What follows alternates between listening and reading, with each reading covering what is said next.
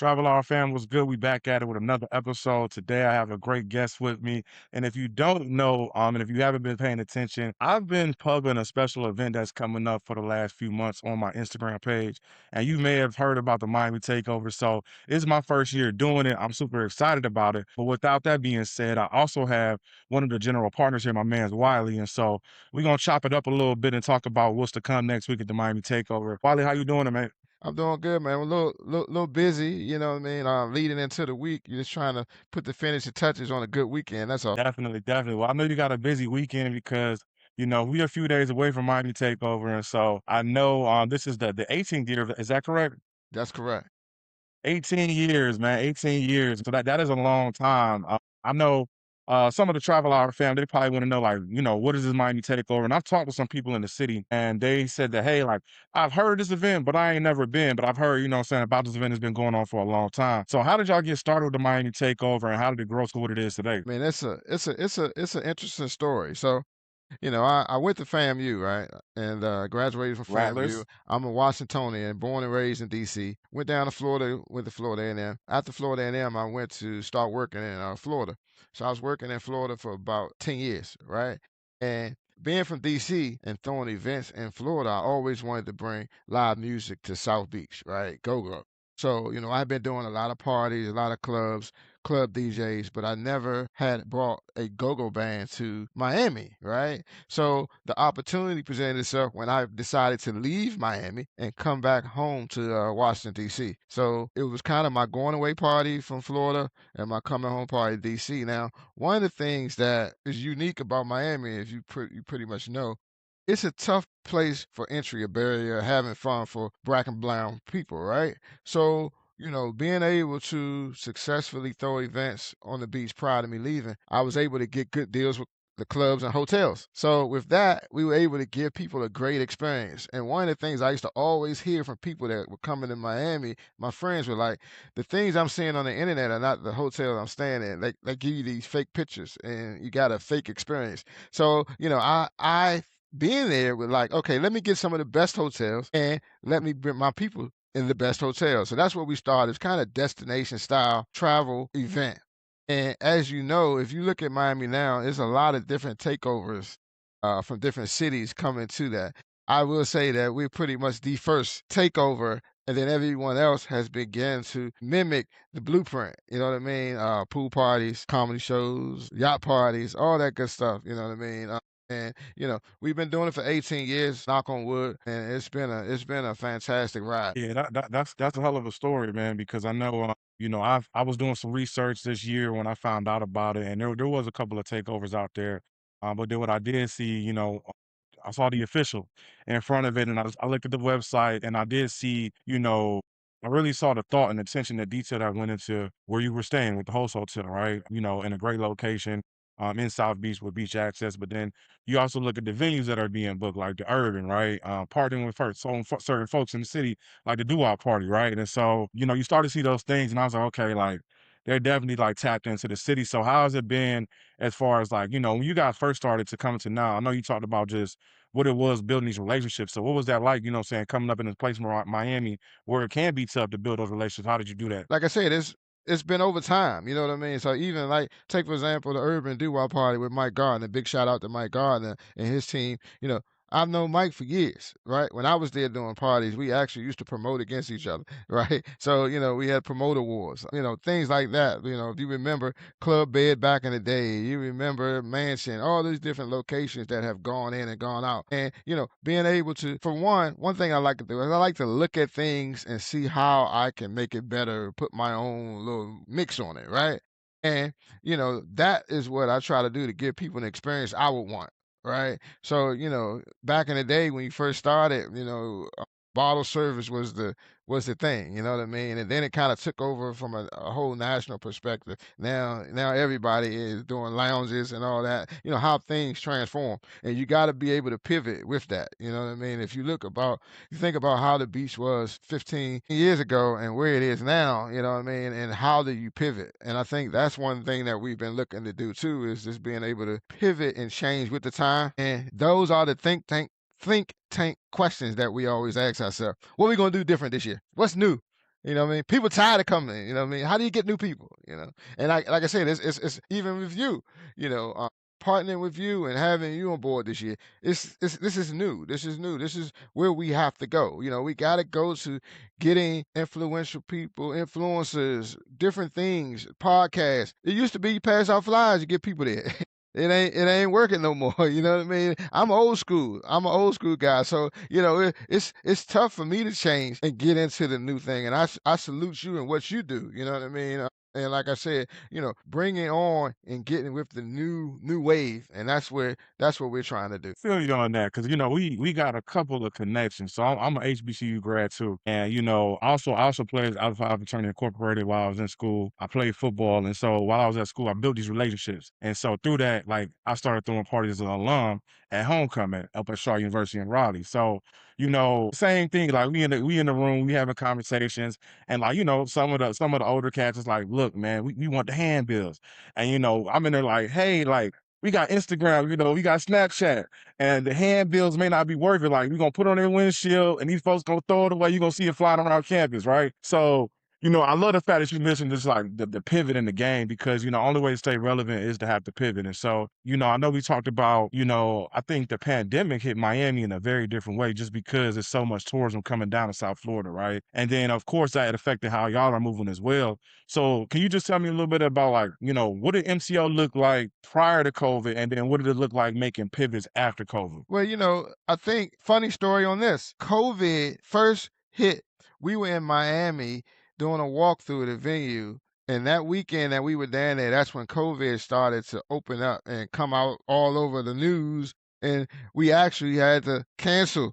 We took 1 year off during COVID. But I would say, you know, to be actually honest with you, Miami has always been, you know, an indoor outdoor type of place, right? So we've done events at like Nikki Beach, indoor outdoor space, you know, and it hasn't changed. COVID, because they probably opened up Miami probably quicker than most places. You know what I mean? They did.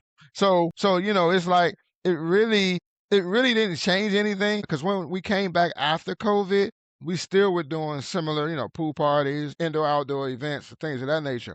And I really would say, you know, from pre to after, Miami really didn't change that much for real. You know what I mean? The same venues were opening up. You know, I think now, you know, this nothing changed from a hotel perspective either. You know what I mean? I think the hotels were still, you know, besides asking people to maintain a little bit more separation, but nothing really changed. Yeah, I remember coming down to Miami and I was moving down from North Carolina.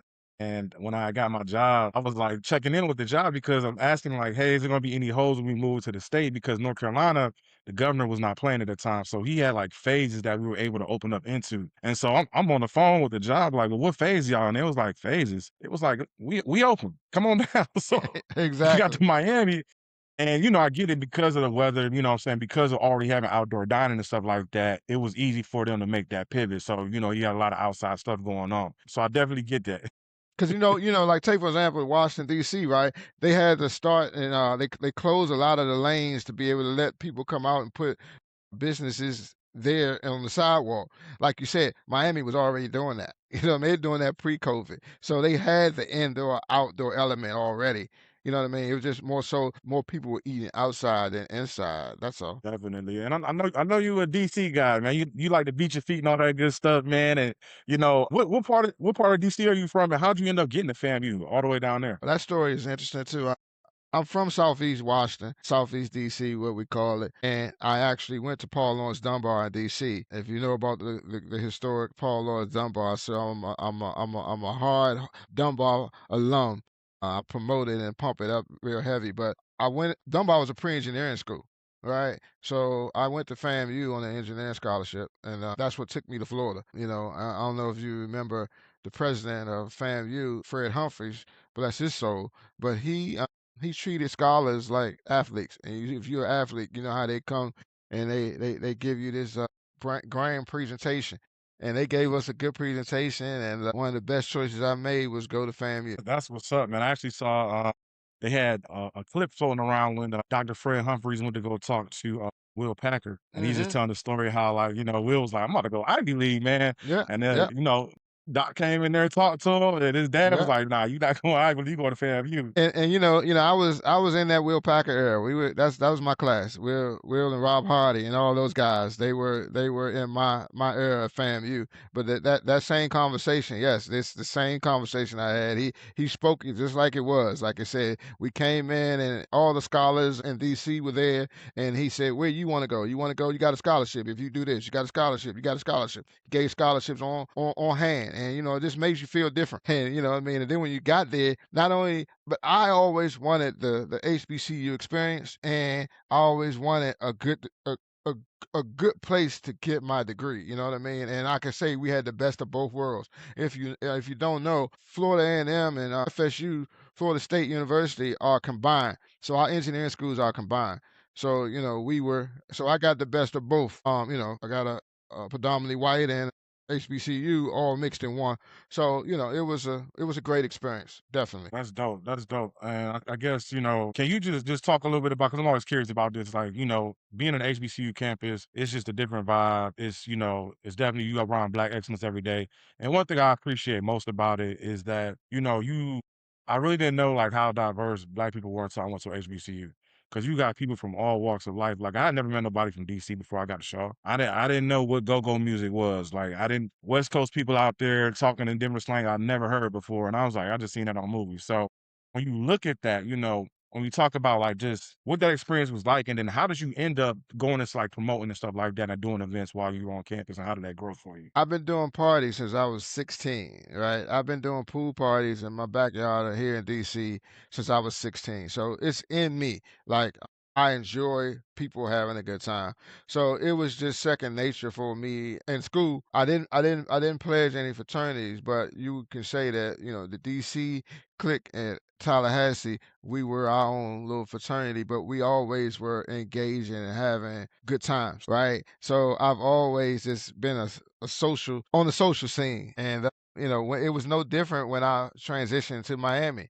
So when I transitioned to Miami after leaving school, like I said, I had the opportunity to throw parties on Ocean Drive. You know what I mean? I was probably one of the only folks throwing events on Ocean Drive back in the day. It was called Teasers next to the Fridays on Ocean. But we were successfully able to do that for about 3 years, and I just get a kick out of it. Like I said, I like to see it from half of the time. It's not about me having fun.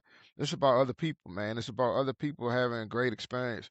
And I've been doing it for a long time, so that's how that happened. Respect, respect. And I love to hear those stories because, you can definitely just see it, how things evolve. And they're also added just notoriety of what you're doing, right? Because people, I've got people that's coming in town and people that's already down in the area, and they say we pulling up, but they want to know who y'all is, man. They like, well, who these dudes is, man, what they got going on, where they gonna be at, and start sending the information like, oh, okay, they're gonna be at this venue. Okay, cool, we good, we good. I'm like, man, I wouldn't send y'all nowhere where they gonna just half ass and half step, right? So, when you look at that, I think that's super important as well. And I know you take your time of really just like trying to vet venues and making sure that people have a good experience. When we talk about like that experience, right? One of the things too, because everybody not familiar with GoGo. So what is GoGo? And you know what I'm saying? What does it look like with the vibes and things like that when you hear some GoGo and people down there doing live music? Well, go-go is heavy on the drums and the percussions and the congas, right? And it's that beat, right? And I'll give you a funny story. Just like when we talk about the HBCU experience, right? So when I first pulled up on campus at FAMU, I'm pulling up to a bass driven town. Everything is bass, Florida bass, you know what I mean? I had never heard that, right? So I'm hearing that. So I got to turn up my go-go, right? And they like, what the hell is that? Right? So we looking at each other like, that's whack and you whack, right? So we all looking at each other like all our stuff is whack. So fast forward to everybody's learning everybody, and I got these go-go tapes. At that time, we were doing in DC. They were filming the go-go, and we had these crazy pool parties that were going on in DC at the time. It would be a go-go band playing at a pool party, and all types of dances and all that type of stuff, right? So we got the VHS playing, and everybody's in the room, and they listening to the music, but they seeing how we are interacting, how we're dancing, how we're freaking, how we're doing. They like, man, I gotta go to DC. But their visual now changed their perception of the music, right? So now it wasn't that bad. Now they see what's happening and now they want to experience it. You see what I'm saying? So it's kind of like oftentimes you might hear something, but the perception is that's one way, but you got to understand it. And once you come and live it, I'm pretty sure you got it when you were in school and you hearing the guys from DC playing that music, and it sound like some. Everybody used to say it sound like us hitting on trash cans and what the hell is going on. But then when you experience it live, these guys are crazy musicians, man, and they play 4 or 5 times a week. And they play with a lot of times when a lot of these artists, when they play with the live bands, they're picking talent from DC. You know why? Because we playing live music so often. Their skills are so sharp that they can just pick up and go play with Anthony Hamilton next weekend at a concert. You know what I mean? So that's what DC GoGo is all about. It's about the music. It's about the congo and bass. If you don't have that book bop book bop boo goo, you don't have that book boo goo. And then some of it is commercialized, right? So then you get the folks that are from DC and they hear commercialized. They like, that's not GoGo, and you like, yeah, that's that GoGo. you know. Yeah, yeah. We always have a debate with the homies. I be like, man, I don't care. It could be commercial, but "Sexy Lady" will always be my song. And they be like, man, we tired of hearing that. Like, this is better stuff than that, man. I'm like, all right, man, but let me have that one. Let me have that. Well, yeah, man, that I think that's dope to hear. And like, how it comes from just a mixture of these cultures that we got, and boom, you got the idea to bring that down to Miami or South Beach. So when we talk about MCO, let's just talk about a little bit about what that experience is like. So I know we got the lineup of events. You've got a full weekend of events, all the way from Thursday into Monday. Can you break down the lineup and talk about some of the things that you may be interested in, and what are some of the things that are the marquee events out of the weekend lineup as well, usually every year? And I'm big on some of the things that people don't see or don't think about. So when you say the whole weekend lineup, we start off on Thursday, right? Thursday we do a dinner screening with the kids. We're doing the kids in Normandy Shores this year, right? Last year we did the Miami Beach Powell. I've done Alonzo Mourning Overtown. So I give back when I go there, right? That's one of my high points. Friday we got when I say the funniest comedy show that's gonna hit South Florida this year, and it might not have the biggest name, but it's going to be the funniest show in Miami this summer. That's Comedy Vibes, right? So Comedy Vibes at the Miami Beach Band Shell. We're going to turn that out with a twist, right? It's called Comedy Vibes because we're giving you more than just comedy. We're giving you live music and we're giving you art, right? So we're going to do that on Friday. We definitely want everybody to attend Comedy Vibes and get your laugh on. We've got 10 comedians. I'm talking Tony Woods, Joe Claire, Howie Bell, Ronnie Jordan, Esau McGraw, Antoine Scott, Maria Sanchez, Lawrence Killebrew. I mean, it's going to be phenomenal. Like, you're not going to be able to stop laughing. You're going to be telling this comedian, slow down. My stomach hurt. You know what I mean? So that's the plan on that. Saturday, we're coming back with the pool party at our host hotel. That's always a kicker. We got Quicksilver out of DC coming to grace the pool party. You know what I mean? You already know he's a party starter. You know what I mean? So Yeah, yeah. yeah, So so if look, if Young Miami pull up, you ain't got to worry about the DJ. I'm gonna say it right now, because DJ Quicksilver, man, that man is gonna rock a party. So Yeah, yeah, yeah, yeah, yeah, yeah. So we got quick gonna rock out, and then Saturday night we got the urban, and then we're gonna do the doo wop. So quick he gonna take his sandals and turntables over to the urban Saturday night. That's the all black party, right? And then Sunday is the big mega yacht party, and I really want to let people know. And when you talk about what we're doing different, this is what we're doing different this year. So the Seafair Mega Yacht, you gotta Google it to really get an understanding, because I'm not gonna sell how exclusive it is, but it is a sailing Vegas style nightclub, pretty much. You know what I mean? I'm talking marble floors, wall to wall windows. I mean, 5-star dinner, open bar, top shelf. You know what I mean? You can't get that anywhere. And a lot of people do yacht parties and a lot of people go on these boats and stuff, but I guarantee you this would be an experience, right? And then Monday, we close it out with our annual Yacht Wars. And I'm gonna say this: if you're seeing all these yachting events all over the nation that Black and brown people are doing. I will say we started this a few years ago before the wave. You know what I mean? Now every city is now having a yachting event. If you see that, you know what I mean? This wasn't 5, 10 years ago. You know what I mean? This was after COVID, but we started that whole yacht wars idea of us getting private chartered yachts and going out on the water. And what better place to go than Miami? And I will say, Miami has been doing it, or they have been doing it for a while. We just now catching the wave. You know what I mean? And it's a great experience. Like it's no other experience to me. I enjoy it after a long weekend, being able to go out on the yacht for 4 hours and really decompress. So that's the weekend, man. And then we everybody going home and act like nothing happened. Everybody going home in one piece. Everybody gonna be good.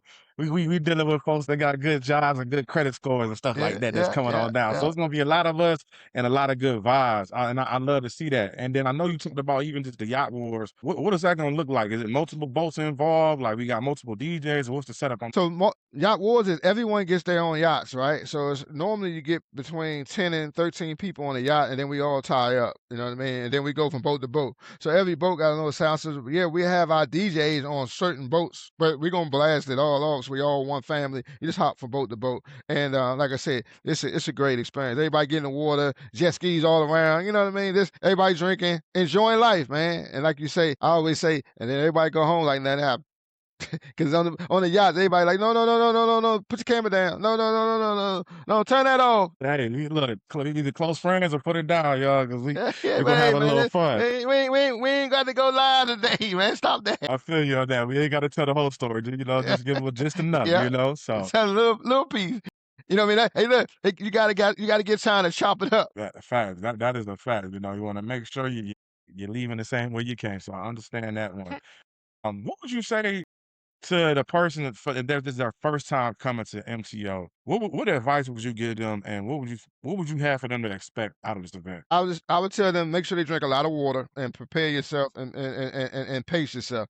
The reason I say that is because it's nothing like recapping with a friend and they be like, "Man, I didn't even make the black party because I had so much fun at the pool party." You know what I mean? So it's like you gotta prepare yourself for the marathon.